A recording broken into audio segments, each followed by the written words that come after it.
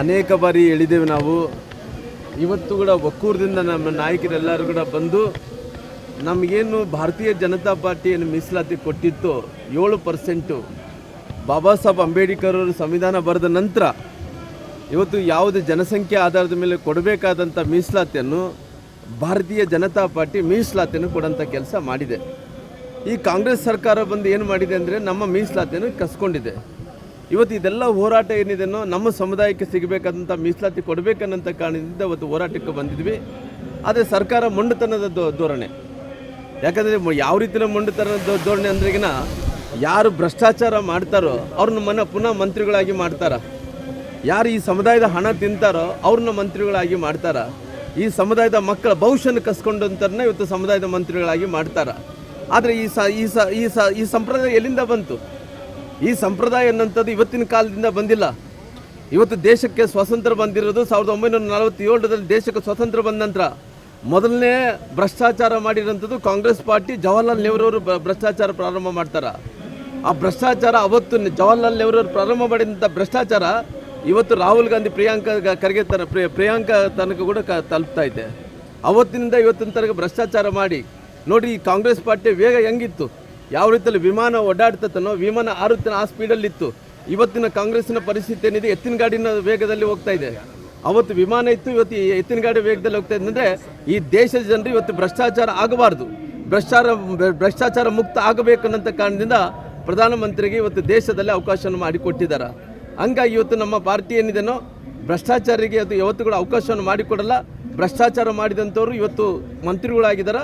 ನಮ್ಮ ಸಮುದಾಯಕ್ಕೆ ಏನು ಹಣವನ್ನು ಕಟ್ಟಬೇಕಾಯ್ತು, ತಿರುಗಿ ಕಟ್ಟಬೇಕಾಯ್ತು, ವಾಪಸ್ ಕಟ್ಟಬೇಕು, ನಮಗೆ ಮೀಸಲಾತಿಯನ್ನು ಕೊಡಬೇಕು. ನಮ್ಮ ಭವಿಷ್ಯದ ಮಕ್ಕಳಿಗೆ ಅವ್ರಿಗೆ ಎಲ್ಲ ರೀತಿಯಲ್ಲಿ ಕೂಡ ಶಕ್ತಿಯನ್ನು ಕೊಡುವಂಥ ಕೆಲಸ. ನಾಗೇಂದ್ರ ಅವರು 2 ಬಾರಿ ದೆಹಲಿಗೆ ಹೋಗಿದ್ದಾರೆ ಸರ್, ಅನುಮತಿ ಇಲ್ಲದೆ ಸರ್ ಕೋರ್ಟ್ ಅವರಿಗೆ. ನೋಡ್ರಿ, ಅವರು ಯಾವುದು ಕಾನೂನುಗಳ ಬಗ್ಗೆ ಗೌರವ ಇಲ್ಲ. ಅವ್ರಿಗೆ ಕಾನೂನುಗಳ ಬಗ್ಗೆ ಗೌರವ ಇದ್ದಿದ್ರಿಗಿನ ಕಾಂಗ್ರೆಸ್ ಪಾರ್ಟಿ ಯಾವತ್ತೂ ಕೂಡ ಭ್ರಷ್ಟಾಚಾರಿಗಳಿಗೇ ಸಪೋರ್ಟ್ ಮಾಡೋದು. ಯಾವತ್ತೂ ಕೂಡ ಯಾರು ಭ್ರಷ್ಟಾಚಾರ ಮಾಡ್ತಾರೋ, ಯಾರು ಕಪ್ಪು ಕಾಣಿಕೆಯನ್ನು ಕೊಡ್ತಾರೋ ಅವ್ರಿಗೆ ಸಪೋರ್ಟ್ ಮಾಡ್ಕೊಂತ ಬರ್ತಾ ಇರೋಂಥದ್ದು. ಹಂಗಾಗಿ ನೋಡ್ರಿ, ನಾನು ನೋಡ್ರಿ ಬ್ಲ್ಯಾಕ್ ಮೇಲ್ ಮಾಡಿದಾರೋ ಮಾಡಿಲ್ಲ ನಮಗೆ ಗೊತ್ತಿಲ್ಲ.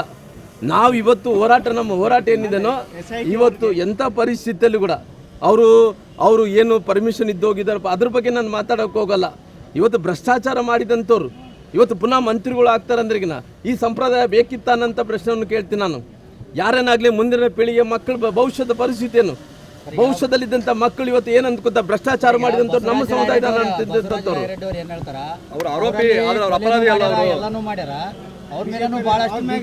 ನೋಡ್ರಿ, ಅವ್ರು ನೋಡ್ರಿ ಯಾವುದೇ ವಿಚಾರಗಳನ್ನು ಇವತ್ತು ಸರ್ಕಾರದಲ್ಲಿ ಭ್ರಷ್ಟಾಚಾರ ಮಾಡ್ತಾರೋ ಅದು ಅಥೆಂಟಿಕೇಟ್ ಆಗ್ತದೆ. ನೆನ್ಪಿಟ್ಕೊಳ್ರಿ, ಇದು ಯಾರ ಹಣ ಅಲ್ಲ, ಇದು ಸಾರ್ವಜನಿಕರ ಹಣ, ಸಮುದಾಯದ ಹಣ. ಏನಿವತ್ತು ಯಾರೋ ಏನೋ ಕೊಲೆಗಳು ಮಾಡ್ಕೊಂಡ್ರೆ ಅದು ಕಾನೂನು ಏನಿದೆ ಅಂತ ನೋಡ್ತಾರ. ಇನ್ನೊಬ್ರು ಯಾವನನ್ನು ಭ್ರಷ್ಟಾಚಾರ ಮಾಡಿದ ಇಂಡಿವಿಜುವಲ್ ಆಗಿ ಏನನ್ನ ಆಗಲಿ ಅಕ್ರಮ ಮಾಡಿದ್ರೆ ಅದು ಕಾನೂನು ನೋಡ್ತದೆ.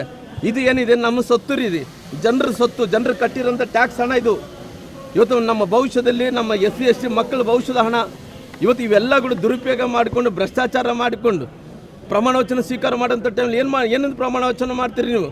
ಕಾಯ ವಾಚ ಮನಸ್ಸಿನಿಂದ ನೀವು ಸಂವಿಧಾನಬದ್ಧವಾಗಿ ಇವತ್ತು ಪ್ರಮಾಣ ವಚನ ಸ್ವೀಕಾರ ಮಾಡ್ತಿರಲ್ಲ. ಬಾಬಾ ಸಾಹೇಬ್ ಅಂಬೇಡ್ಕರ್ ಸಂವಿಧಾನದ ಬಗ್ಗೆ ಗೌರವ ಇದ್ರಿಗಿನ ಇವತ್ತು ನಾಗೇಂದ್ರ ಅವ್ರನ್ನ ತಕ್ಷಣ ರಾಜೀನಾಮೆಯನ್ನು ಕೊಡಿಸ್ಬೇಕು. ನಾನು ವಿರೋಧ ಪಕ್ಷದ ನಾಯಕರಂಥ ಅಶೋಕರನ್ನ ನಾನು ಕೇಳ್ಕೊತೀನಿ, ಛಲವಾದಿ ನಾರಾಯಣ ಸ್ವಾಮಿ ಅವರನ್ನ ಕೇಳ್ಕೊತೀನಿ, ಹೇಮಲತಾ ನಾಯ್ಕ ಅವ್ರನ್ನ ಕೇಳ್ಕೊತೀನಿ, ಜನಾರ್ದನ್ ರೆಡ್ಡಿ ಅವ್ರನ್ನ ಕೇಳ್ಕೊತೀನಿ, ನಮ್ಮ ಭಾಗದಲ್ಲಿದ್ದಂಥ ಎಲ್ಲ ಶಾಸಕರು ಕೇಳ್ಕೊತೀನಿ. ಸದನ ನಡೆಯಲಿಕ್ಕೆ ಬಿಡಬಾರ್ದು.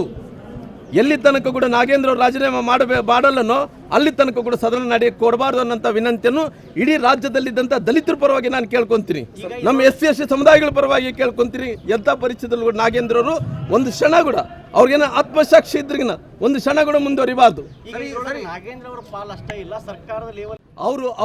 ಅವರು ಭ್ರಷ್ಟಾಚಾರಿಗಳ್ರಿ, ಅವರು ಭ್ರಷ್ಟರಿದ್ದಾರ್ರಿ. ಮುಂಚೆಗಿಂತ ಹೇಳ್ತೇನೆ, ಈ ದೇಶಕ್ಕೆ ಸ್ವಾತಂತ್ರ್ಯ ಬಂದ್ರಂದ್ರ ಜವಾಹರ್ಲಾಲ್ ನೆಹರು ಭ್ರಷ್ಟಾಚಾರ ಮಾಡಿದ್ರು, ಅದನ್ನ ಮುಂದುವರ್ಸ್ಕೊಂತ ಇವತ್ತು ಕೂಡ ಬರ್ತಾ ಇದಾರ. ಇವತ್ತಿನ ತನಕ ಕೂಡ ಮುಂದುವರ್ಸ್ಕೊಂತ ಬರ್ತಾ ಇದ್ದಾರೆ. ಭ್ರಷ್ಟಾಚಾರ ವಿಚಾರಕ್ಕೆ ಸರ ಈಗ ಗೃಹಲಕ್ಷ್ಮಿ ಯೋಜನೆ ನೀವು ಕೂಡ ಬಹಳಷ್ಟು ಹೋರಾಟ ಮಾಡಿದ್ರಿ. ಈಗ ಕೊಪ್ಪಳದಲ್ಲೇ 7,500 ಮಂದಿಗೆ ಸತ್ತವರ ಅಕೌಂಟಿಗೆ ದುಡ್ಡು ಹೋಗಿದೆ, ಸುಮಾರು 2-3 ಕೋಟಿ ರೂಪಾಯಿ. ಅದರೊಳಗೆ 86 ಲಕ್ಷ ರಿಕವರಿ ಮಾಡಿದ್ದಾರೆ ಇವರು. ಅಂದ್ರೆ ಬರೀ ಕೊಪ್ಪಳ ನೋಡ್ರಿ, ಇವರು ಅಲಿಬಾಬಾ 40 ಕಳ್ಳರಿದ್ದಂತೆ ಸರ್ಕಾರ. ಯಥಾ ರಾಜೋ ತಥಾ ಪ್ರಜಾ ಇದ್ದಂತೆ. 2,000 ಕೋಟಿ ಹಂಗಾಗಿ ಎಲ್ಲ ವಿಚಾರದಲ್ಲಿ ಭ್ರಷ್ಟಾಚಾರ ಮಾಡ್ತಾರೆ. ಮುಂದಕ್ಕೆ 28 ಸರ್ಕಾರ ಬರಲ್ಲ ಅಂತ ಗೊತ್ತಿದೆ. ಆದರೆ ಇವಾಗ ಏನು ಮಾಡಬೇಕು? ರೊಕ್ಕ ಮಾಡಬೇಕಂದ್ರೆ ಕೇವಲ ಇನ್ನೊಬ್ಬನೇ ಮಂತ್ರಿ, ಇವತ್ತು ನಾಗೇಂದ್ರ ಅವರೊಬ್ಬರೇ ಇಲ್ಲ, ಭಾಳಷ್ಟು ಮಂದಿ ಇದ್ದಾರೆ. ನಾನು ಯಾಕಂದ್ರೆ ಹೇಳ್ಬಾರ್ದಂತ ಹೇಳ್ತಾ ಇಲ್ಲ. ಸದನದಲ್ಲಿ ಏನೇನಾಗುತ್ತೆ ನೀವು ನೋಡ್ರಿ, ಎಲ್ಲ ಭ್ರಷ್ಟಾಚಾರ ಮಾಡಿದಂಥವ್ರು ಇವ್ರಿಗೆ ಅಥೆಂಟಿಕೇಟ್ ಇದ್ದಂತೇಳಿ ನಾನು ಮಾತಾಡ್ತಿದ್ದೀನಿ. ನಾಳೆ ಯಾರ್ಯಾರು ಮಂತ್ರಿಗಳು ಭ್ರಷ್ಟಾಚಾರ ಮಾಡಿ ಅವ್ರದ್ದೆಲ್ಲ ಕೂಡ ಬಂದು ಬಯಲಾಗ್ತದೆ.